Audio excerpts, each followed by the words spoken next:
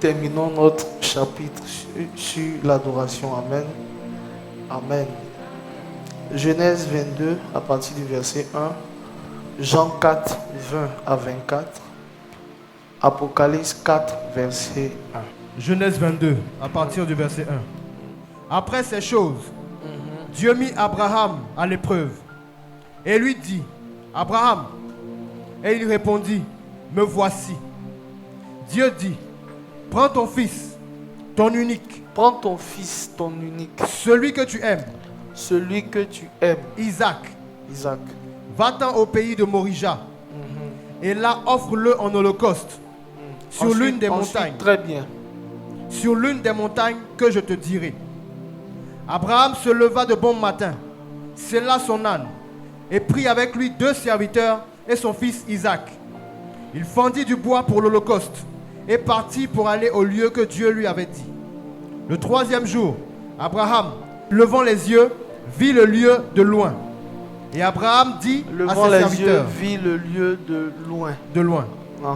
Et Abraham dit à ses serviteurs, il a dit à ses serviteurs, restez ici avec l'âne. Moi et le jeune homme, nous irons jusque-là pour adorer. Et nous reviendrons auprès de vous. Donc Abraham dit à ses serviteurs, restez ici. Nous irons, moi et l'enfant, là-bas pour adorer. Et ensuite, nous allons revenir. Abraham a dit qu'il ira adorer et qu'il va revenir avec son enfant. Pourtant, Dieu a dit à Abraham que l'enfant devait rester. Abraham prit le bois pour l'holocauste, le chargea sur son fils Isaac et porta dans sa main le feu et le couteau. Et ils marchèrent tous les deux ensemble. Alors Isaac, parlant à Abraham, son père, dit, mon père. Et il répondit, me voici, mon fils. Isaac reprit, voici le feu et le bois. Mais où est l'agneau pour l'holocauste? Où est l'agneau? Quelqu'un dit agneau. Où est l'agneau pour l'holocauste? Abraham répondit, mon fils, Dieu se pourvoira lui-même de l'agneau pour l'holocauste. Dieu se pourvoira lui-même. Lorsqu'ils furent arrivés au lieu que Dieu lui avait dit, allons-y vite. Abraham, il leva un autel et rangea le bois. Dis agneau. Maintenant dis autel. Il lia son fils Isaac et le mit sur l'autel par-dessus le bois. Puis Abraham étendit la main et prit le couteau pour égorger son fils. Alors l'ange de l'Éternel l'appela des cieux et dit, Abraham, Abraham. Et il répondit, me voici. L'ange dit, n'avance pas ta main sur l'enfant et ne lui fais rien, car je sais maintenant que tu crains Dieu et que tu ne m'as pas refusé ton fils, ton unique. Donc Abraham a été mis à l'épreuve par Dieu. Quand on parle d'adoration, on parle du trône. Quand on parle d'adoration, on parle de l'autel. Quand on parle d'adoration, on parle de l'holocauste ou l'agneau. Amen. Amen. Celui qui ne maîtrise pas, qui ne connaît pas ces 3 choses, on ne peut pas dire qu'il est un adorateur. Donc Abraham partait adorer Dieu. Et la Bible dit qu'il a pris avec lui ses serviteurs. Arrivé un moment, il a vu le pays de loin, la promesse. Et il a dit à ses serviteurs, restez ici. Pourquoi? Parce que l'adoration, c'est une affaire de père à fils. Amen. Ils étaient en train de nous enseigner une sorte de préfiguration des choses qui devaient arriver dans le temps. Amen. Et Abraham savait, et tous les patriarches aussi savaient que les vrais adorateurs sont ceux qui ont la capacité de traiter directement avec le trône. Alléluia. En Hébreux 11, 21, la Bible dit, c'est par la foi que Jacob bénit ses enfants et appuyé sur l'extrémité d'un bâton, il adora. Donc Jacob prend un bâton, il s'appuie dessus et puis il adore Dieu. Du coup, chacun de nous doit avoir une révélation particulière de comment faire monter son parfum à Dieu. Le chant ou les chants ne sont qu'un moyen, un canal. Mais la véritable adoration, c'est ce que tu offres à Dieu. Amen. Et les adorateurs qui connaissent le trône, qui connaissent l'autel, qui connaissent l'holocauste réussissent. Et ceux qui sont ignorants de ces 3 choses ne peuvent pas réussir. Apocalypse 4, le verset 1. Après cela, je regardais et voici, une porte était ouverte dans le ciel. Une porte était ouverte dans le ciel. La première voix que j'avais entendue comme le son d'une trompette, et qui me parlait, dit, monte ici, Monte ici. et je te ferai voir ce qui doit arriver dans la suite. Aussitôt, je fus ravi en esprit. Et voici, il y avait un trône dans le ciel. Il y avait un trône dans le ciel. Et sur ce trône, quelqu'un était assis. Il y a quelqu'un qui était assis sur le trône. Celui qui était assis avait l'aspect d'une pierre de jaspe Celui qui était assis avait l'aspect d'une pierre de et jaspe. de sardoine. Ah, Et le trône était environné d'un arc-en-ciel. Dit quelqu'un était assis. C'est la première chose qu'on doit savoir du trône. C'est que quand on commence l'adoration, on ne peut jamais prendre la posture de celui qu'on adore. Voici pourquoi plus tard la Bible dit qu'il y a 24 trônes. Mais quand l'adoration commence, les 24 vieillards ne sont plus assis. Parce que Jésus ne peut pas être assis pendant que toi aussi tu vas t'asseoir. Donc les 24 vieillards laissent leur trône, ils jettent leur couronne et ils se prosternent devant celui qui est assis. Nous devons comprendre que dans l'assemblée des adorateurs, une seule personne a le droit de s'asseoir, c'est le lion de la tribu de Juda. Donc quand nous prenons la nature de l'adoration selon Dieu, nous pouvons maintenant bénéficier de toutes les promesses du trône. Il dit que quelqu'un était assis. Autour du trône, il a vu un arc-en-ciel qui symbolise quoi? L'alliance. Nous voyons que le patriarche Noé a su traiter avec le trône jusqu'à faire sortir l'arc-en-ciel du trône, télécharger ce qui est dans le surnaturel pour le rendre visible dans le naturel. En ce moment, il a accompli sa mission. Autour du trône, je vis 24 trônes. Autour du trône, je vis 24 trônes. Et sur ces trônes, 24 vieillards assis, revêtus de vêtements blancs, et sur leurs têtes des couronnes d'or. Du trône sortaient des éclairs. Du trône sortent des éclairs, des voix et des tonnerres. des voix et des tonnerres. Devant le trône brûlent 7 lampes ardentes. Autour du trône sortent des éclairs, des voix et des tonnerres. Toutefois que des décrets sont pris contre votre vie, contre votre santé, ce sont des voix qui émanent de certains trônes sataniques. Et ces voix-là ne peuvent être révoquées que par d'autres voix. C'est pour ça que Jean-Baptiste a dit, je suis la voix de celui qui crie dans le désert. Il n'est pas celui qui crie. Il est la voix de celui qui crie dans le désert. Celui qui crie est assis sur le trône. Et Jean-Baptiste n'est qu'une voix. Tous ceux qui sont prédicateurs, chantent, etc., sont des personnes qui ont pris le soin de prier, d'avoir une vie de consécration pour ne pas prêcher qu'avec une voix naturelle. Non, ce n'est pas possible. Vous devez être certes des messagers, des prédicateurs, mais l'objectif de Dieu dans votre vie, c'est de faire de vous une voix. Amen. Devant le trône brûlent 7 lampes ardentes qui sont les 7 esprits de Dieu. Il y a encore devant le trône, comme une mer de verre, semblable à du cristal. Au milieu du trône et autour du trône, il y a 4 êtres vivants, remplis d'yeux devant et derrière.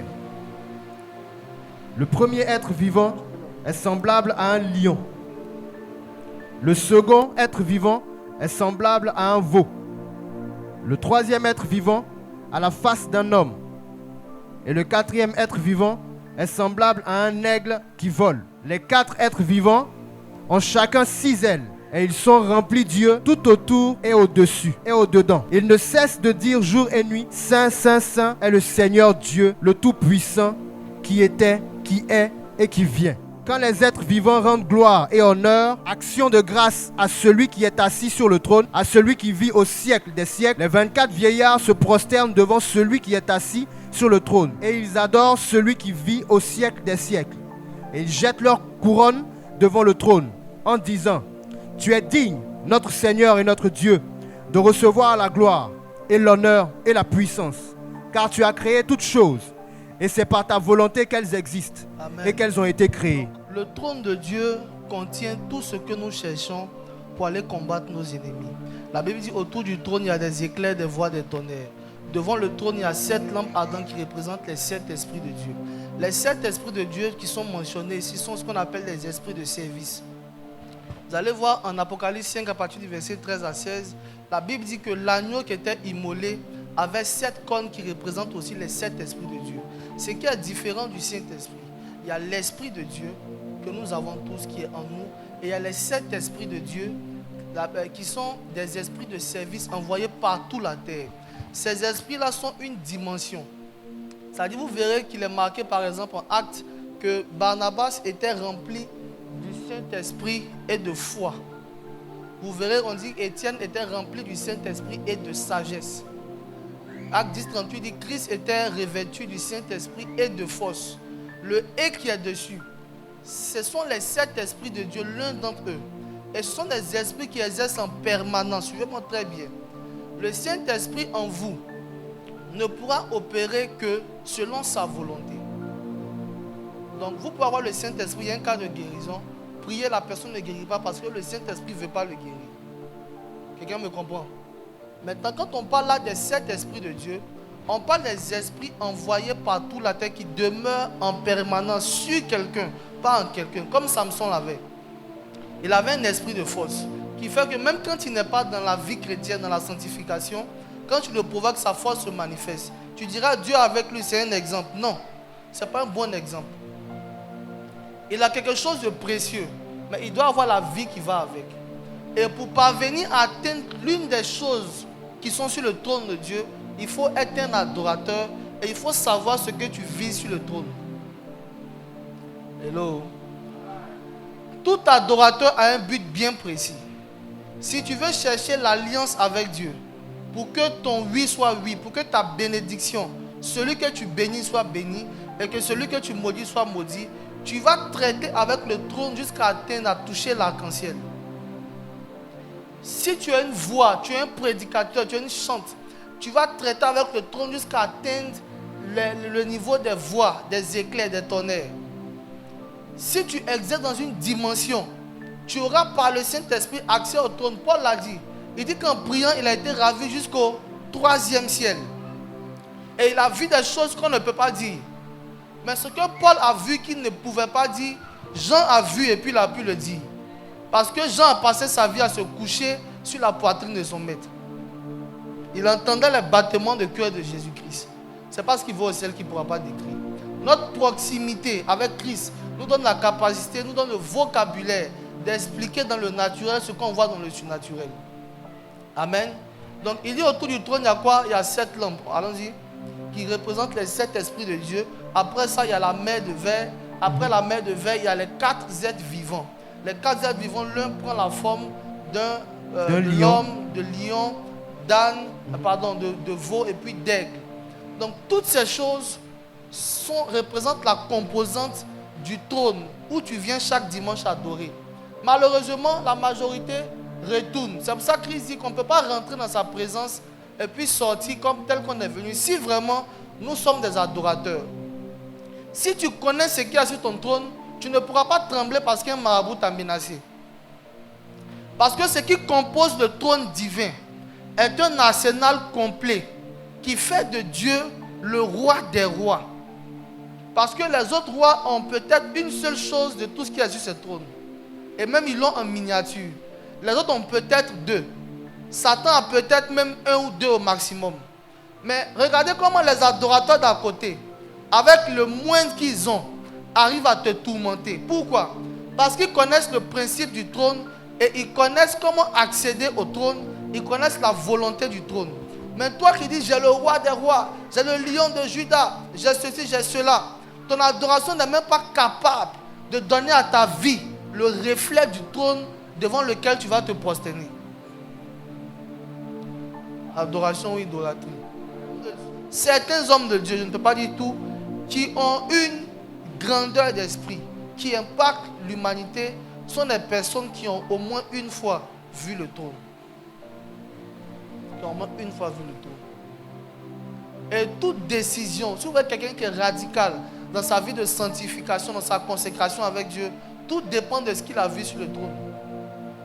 En Ésaïe 6, Ésaïe a vu le trône de Dieu. Et puis l'ange est venu faire quoi? Ôter son iniquité. Ça a rangé sa vie de sanctification. Si vous voyez quelqu'un parler beaucoup des choses matérielles, c'est qu'il n'a jamais eu accès au surnaturel. Si vous voyez un pasteur qui parle de ma maison, ma voiture, mes chaussures, j'ai acheté mes habits à 1 million, il n'a jamais vu le ciel. Tout ce qu'il rêvait de voir, c'est ce qu'il a. Le matériel. Mais quand tu côtoies le trône au quotidien, tu parles avec le Seigneur. Tu as accès aux 24 vieillards. Ouais, les 24 vieillards, Dans le premier cantique, en Apocalypse 4, verset 11, il confesse Dieu étant créateur. Il dit, c'est toi qui as créé toutes choses. Et quand l'agneau vient ouvrir le livre, il chante maintenant l'Éternel en tant que rédempteur. Il dit, tu as racheté tous les peuples, toutes les langues, toutes les nations. Ce qu'on appelle le cantique du soir. Un adorateur est enseigné par le trône. Un adorateur a le goût de l'onction. Un adorateur a le reflet, le discernement de l'esprit. S'il rentre ici que ce n'est pas Dieu qu'on adore, il va sentir qu'il n'y a pas la présence de Dieu ici. Un adorateur connaît le trône et le reflet du trône dans un lieu. Un adorateur connaît ceux qui viennent du trône. Un adorateur sait faire monter les gens sur le trône.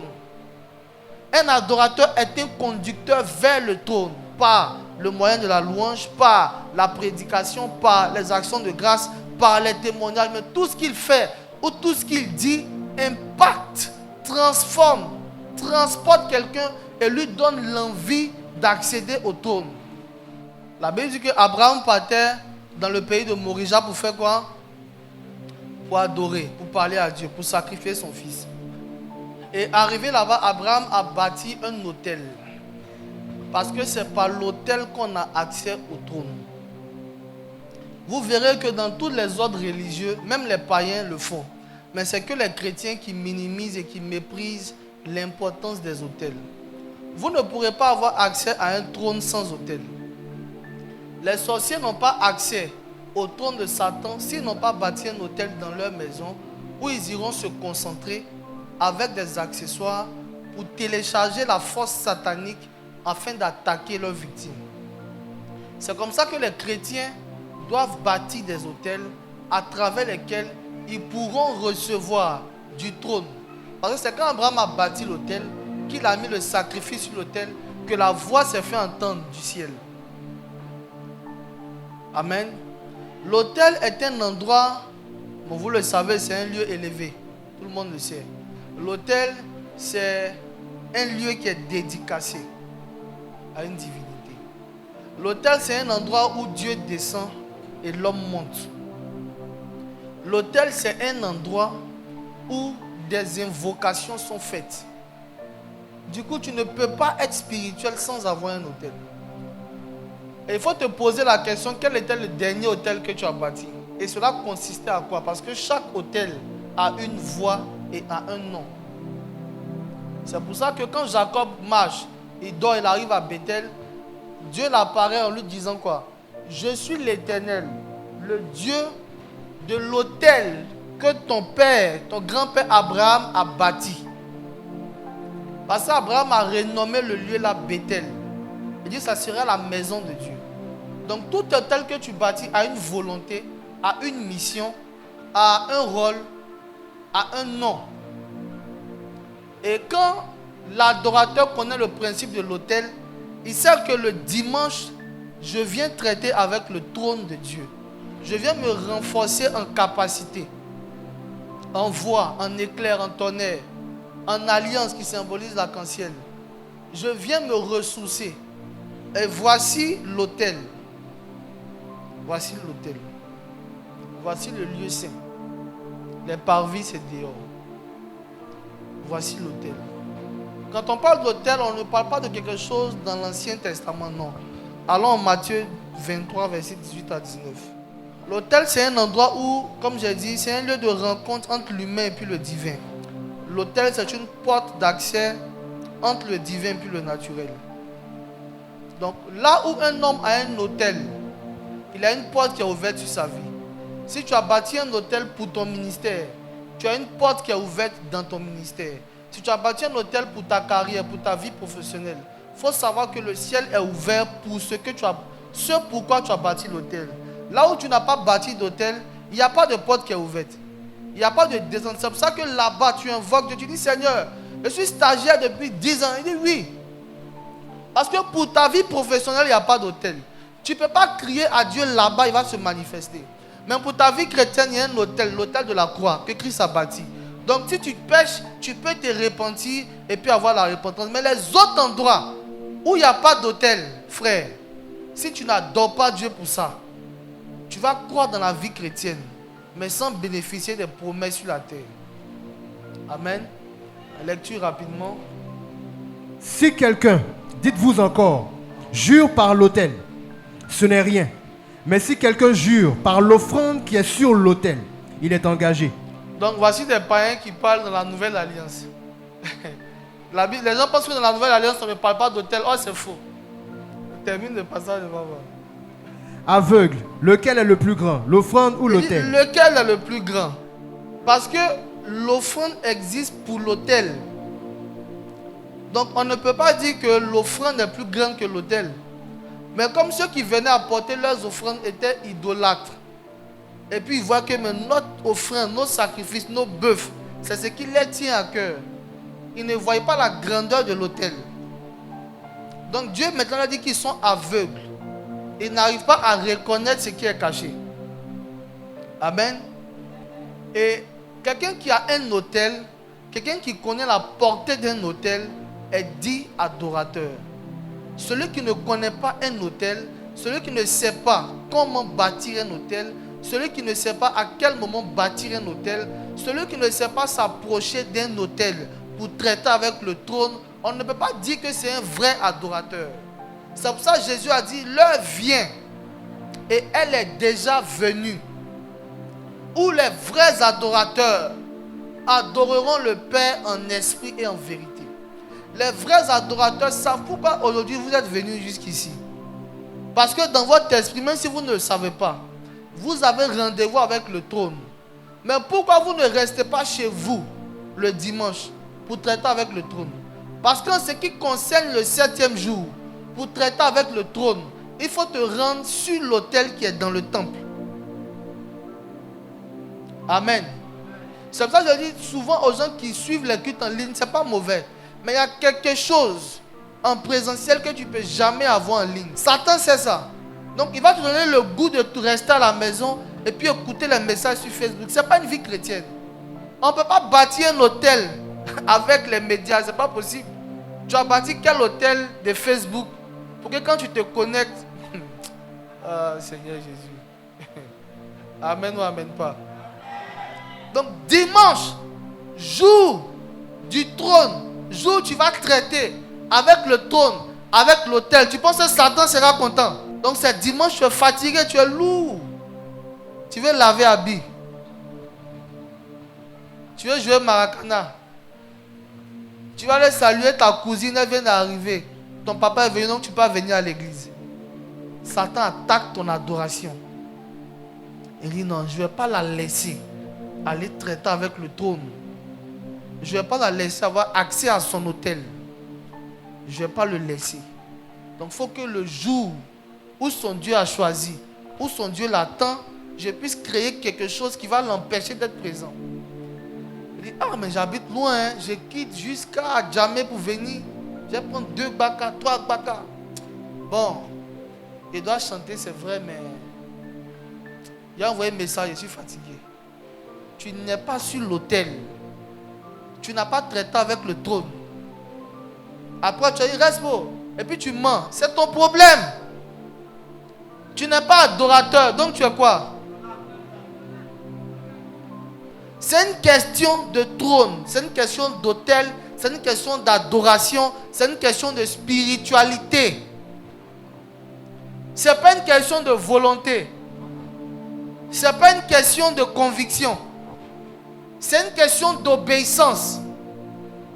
Parce que tu ne sais pas dans le courant de la semaine qui est allé traiter avec un autre trône sur un autre autel contre ta vie. Tu ne sais pas qui allait faire un sacrifice de poulet, d'oiseau ou bien d'homme ou de mouton contre ton travail. Donc nos adversaires connaissent la loi du trône. Mais nous on se dit on est sous la grâce. Or la Bible dit que la grâce même est trompeuse. Donc toi tu es sous quelque chose qui peut te tromper. Et puis tu es content. Adoration ou idolâtrie. Plus jamais tu dois t'absenter dans la présence de Dieu. Donc il faut te dire ça à toi-même. Plus jamais tu es prédicateur, tu es pasteur, tu es chanteur. A dit non, moi bon, comme moi j'ai eu un problème, on ne m'a pas visité, donc je ne vais pas adorer Dieu. Satan il raisonne de toi. Amen. Amen. L'autel qui fait quoi? Qui sanctifie l'offrande. Donc l'adorateur a besoin de ces trois choses. Quand il connaît le trône, il sait comment émettre des voix sur ce trône. Il connaît les voix qui sont agréables au trône. Il connaît comment est-ce que le trône reçoit les parfums. Et quand il vient le matin, quand le culte commence, il ne se laisse pas distraire par quelqu'un. Ce n'est pas le moment de causer, de rire, de s'amuser. Parce que Dieu nous regarde. On a eu tout le temps pour faire, on aura tout le temps pour le faire. Mais durant ces 2 heures de culte, l'adorateur est disposé.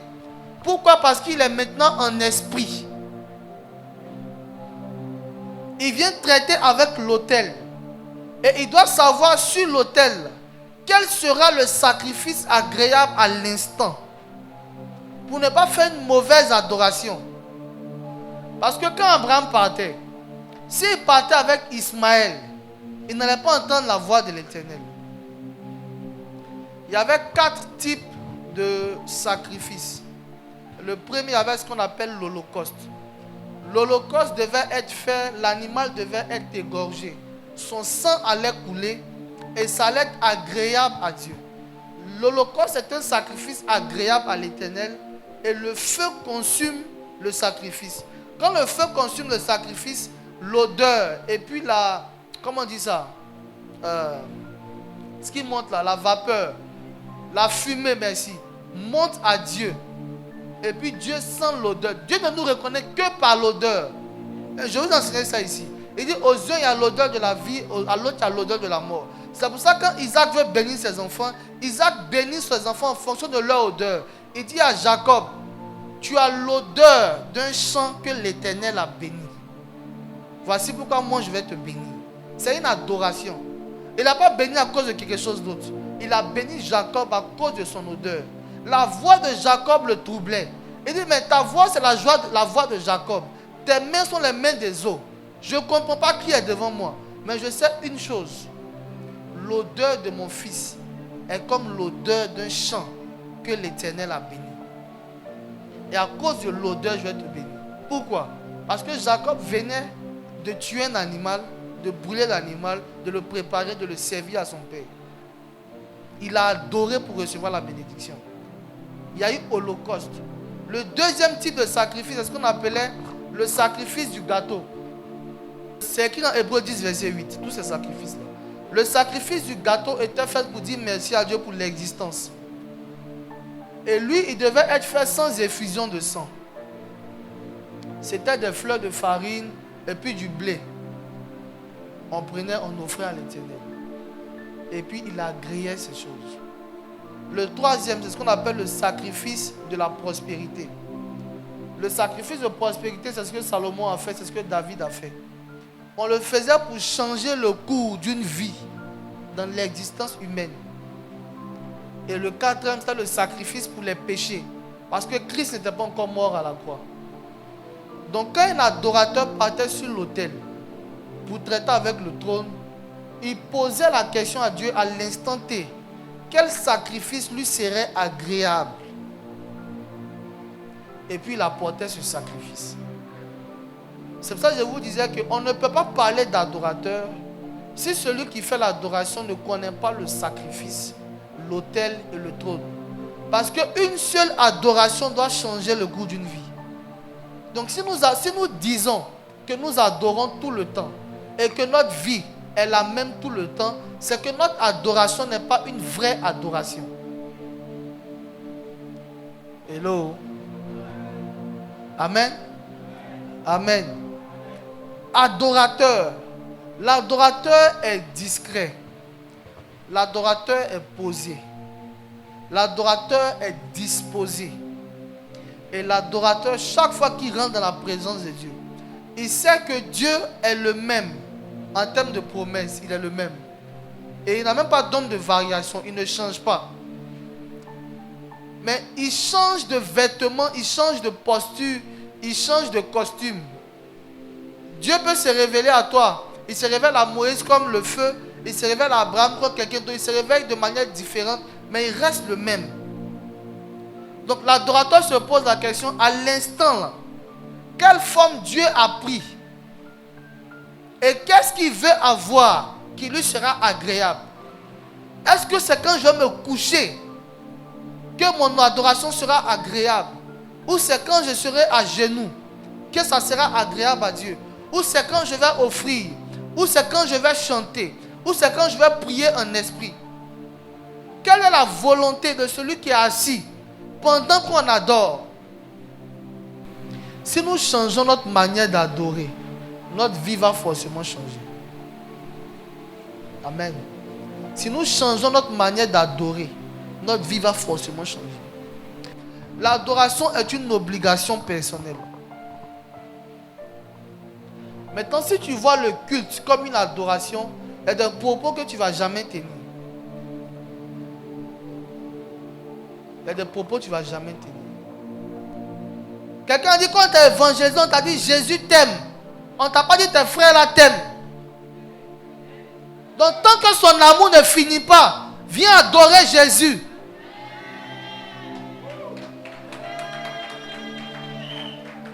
Non, lui là j'ai un problème avec lui. Donc je rentre, je ne salue pas, je passe ici. Et puis je viens, je dis j'adore. L'autel dit, si tu es en froid avec ton frère, va te réconcilier d'abord. Et puis viens faire ton offrande. Parce que l'offrande n'est pas plus grande que l'autel. C'est l'autel qui sanctifie l'offrande. Et l'autel a une volonté. Mais toi tu fais que tu ne parles pas avec ton frère pendant 6 mois. Tu n'es pas adorateur. L'adoration est le langage des esprits. L'adoration est la science des miracles. Zacharie le sacrificateur, lorsque son tour est arrivé, selon le sort de sa classe, il a été pris pour aller adorer dans le temple, dans le lieu très saint. Dans le lieu très saint, il n'y a pas de tabouret. Tous les adorateurs doivent s'agenouiller ou se lever pour adorer.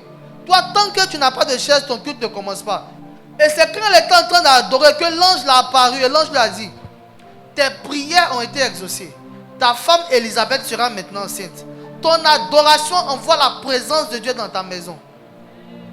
Pourquoi? Parce qu'il a respecté quoi? Le protocole. Selon le tour de sa classe, le principe dans l'adoration. Donc l'atmosphère de miracle maintenant descend dans sa vie. Quel type d'adorateur tu es?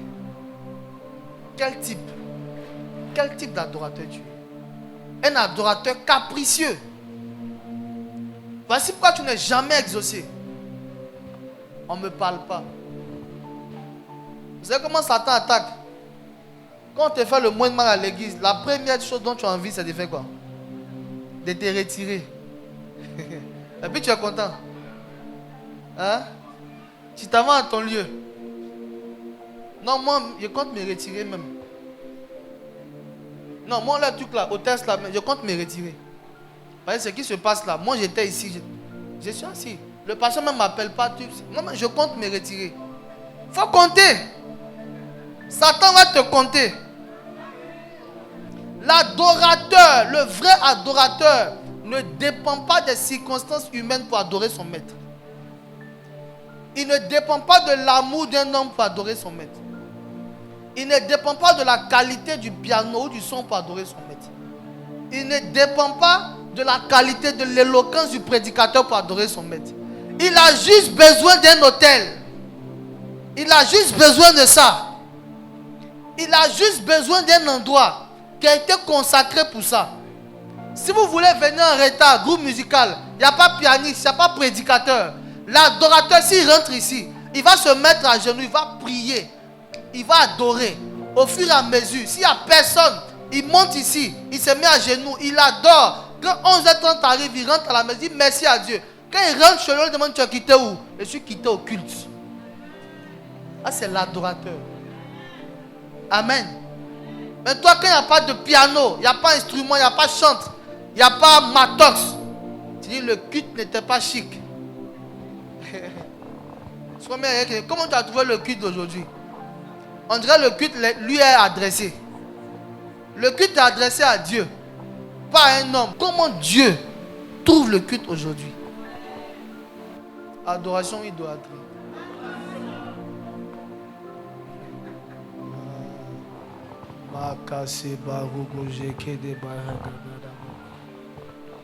Mando Sabarakanda Shakalama. La profondeur de l'adoration t'introduit dans le langage de celui que tu adores. Il te donne sa langue. C'est ainsi que des langues de feu sont descendues sur les apôtres. Parce qu'on ne peut qu'adorer un Dieu dans son ethnie. Vous voyez les occultistes faire des incantations. C'est l'ethnie de leur Dieu. Jésus a dit à ses apôtres, vous allez bientôt parler l'ethnie du trône.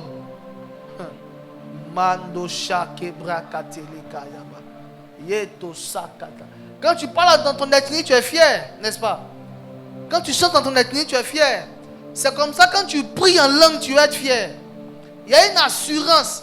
Parce que tu parles l'ethnie du trône. Et tu es assis ici, tu n'aspires pas à ça. Tu n'as pas encore entendu les voix qui sont sur l'autel. Et tu n'es pas inquiet. Tu n'as pas encore jeté ta couronne, tu n'es pas inquiet. Tout ce qui t'intéresse, c'est parce que tu n'es pas marié. Pourtant, celui qui cherche le royaume des cieux, qui a atteint le trône, il y a ce qui est cherché dans la vie chrétienne et il y a ce qui nous est donné. Il ne faut pas faire l'inverse. Il ne faut pas aller chercher ce qui doit être donné. Cherche le royaume des cieux. Est-ce qu'il y a des adorateurs? Est-ce qu'il y a des vrais adorateurs? Est-ce que tu attends encore un chant pour commencer à adorer? Ou déjà l'esprit de l'adoration en toi?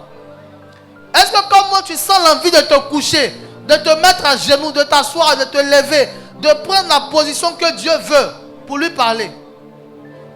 Est-ce que tu te poses la question, mais quel type de sacrifice Dieu attend pour changer la circonstance de ma famille? Est-ce un sacrifice de gâteau? Est-ce un holocauste? Est-ce une offrande de prospérité? Quel type de sacrifice en ce moment sera agréable au trône? Comment tu le sauras? C'est par la prière. Zarakate merekete lebebebebosha.